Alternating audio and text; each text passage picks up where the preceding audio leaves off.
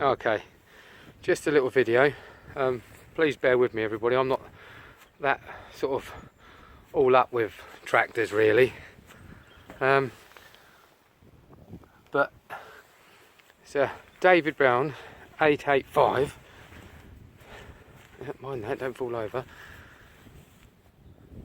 I think the owner has owned this for 27 or 28 years. Previously been laid up beside a barn for the registration isn't to this particular vehicle, it's just the seat they had at the time to put on it because the seat had rotted off. I can't remember how long it was set up for. Probably sort of 5-6 years. Maybe it could have been more. I'll speak later on and ask. As you can see, most of the wires have sort of fallen off the alternator, and it all looks a little bit sorry for itself.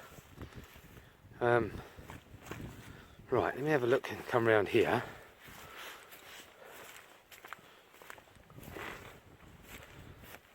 See the engine, twin filters.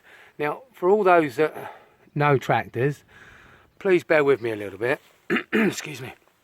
I believe that this here, you sort of wind in, is a sort of an old-fashioned cold start. Now what? I mean, look at it. Huh.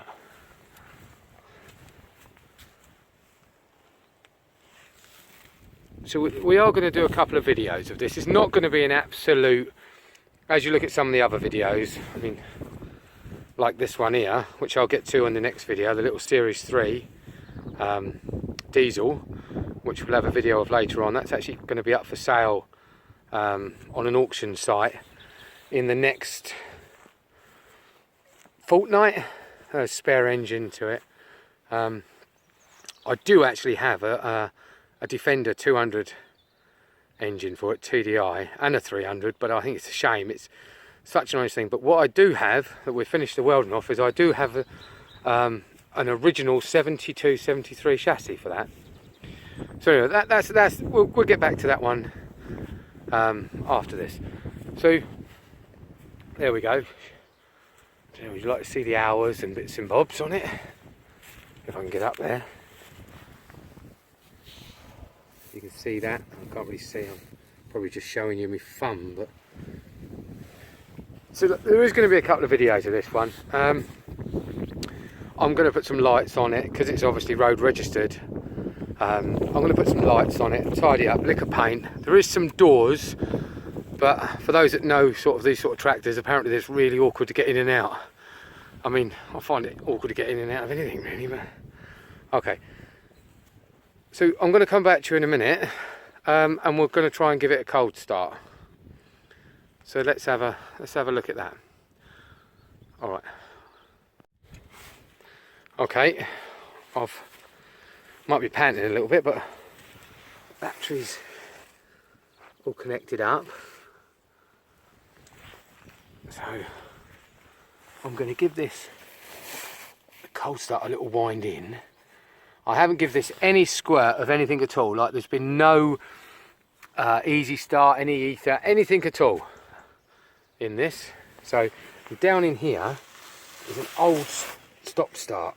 So you got to pull it out, and it's the opposite. So whereas you'd normally on an old diesel pull it to stop it, this one you lift it up and push it in. So it's obviously on the pump, diesel pump, right. We've had a bit of a go at freeing the mechanism up. Oh, so we've had a bit of podgy. Right, here we go. Let me get my hand in. Right, there we go. So, there. Right, this is absolutely stone cold. So, look, I can touch it anywhere. Engine, top. It really is. Exhaust, stone cold. So, apparently when it's sort of firing up, I'm sure people may comment or not, I've got to wind that straight back out. It's not like any other old diesel. So, right, here we go. Where's that. Oh, cold start, did I do it? Yeah, I'm forgetting myself now. Okay, here we go. make sure it's out of gear, because it might be good viewing for me to run myself over with it, but I don't think my love handers would like it.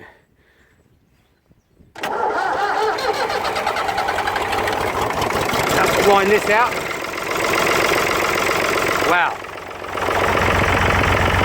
Look at that. Yeah, you can really see why some of the old tractors like this, still people have them on small allotments and little farm, gives yard tractors. I mean, look at that. I honestly haven't started that. I'll give it a little bit of time. I'm not even sure if the hydraulics really, let me go around the other side and have a look. I'll give it a little time to warm up before I give it a rev.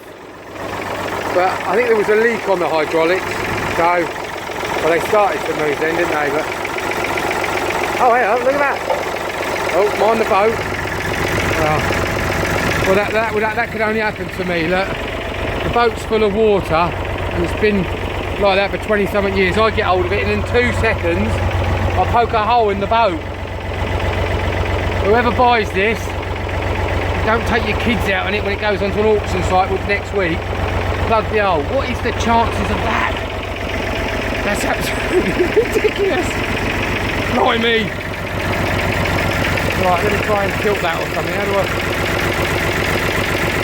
Oh, done it again. Right, here we go.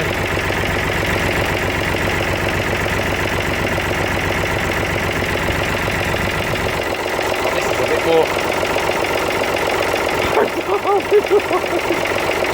Right. Well, I don't know if that's much interest in viewing, but look at that. I mean, that's just crazy. I won't get completely underneath it because I ain't got a clue how it's going to hold up. But look at that. I'm well chuffed with that. So that has got to lift that, pull that down and put it on my trailer.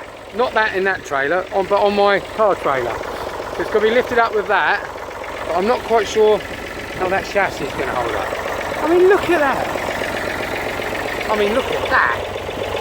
That's ridiculous. Right, so just a little short. That's the David Brown 885. So if you want to correct me on it or whatever, please do, because like I say, I'm not that knowledgeable. So I'll give it a little rev. Here we go.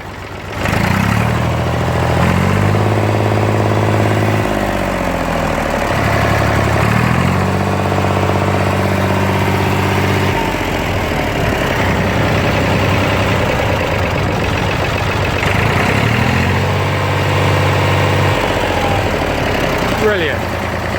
Right, I'm going to turn it off now because obviously I'll check the oil and the water levels and things like that. I just want to give it a going over. Look at that. Look at that. Brilliant. This one's not going on an auction site. This one's actually staying with me for a while. So we're going to put a seat in, make it look nice, give it a paint up. So a few more videos maybe. Some lights and bits and bobs, and maybe a bit of a beating on the front to straighten that up. Well, I hope you enjoyed this little video, and me leaky boat. Thanks now. Yeah.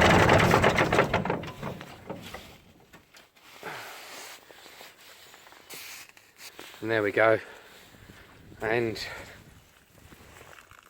my boat's still leaking.